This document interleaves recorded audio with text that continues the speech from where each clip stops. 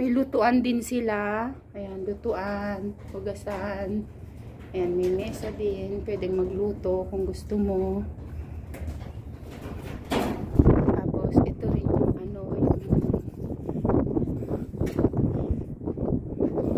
pwedeng pag-upuan, ganun.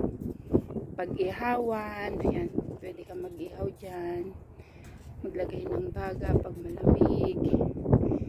Tapos ito naman, dito yung ano, yung tambayan din ng mga pagkain, ganun.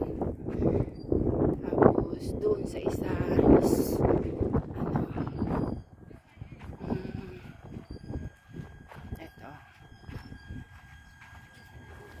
ito lang siya. Ay, andun siya. May tao. Ayan, yung loob niya. May sofa din. Tapos, ito naman, isa.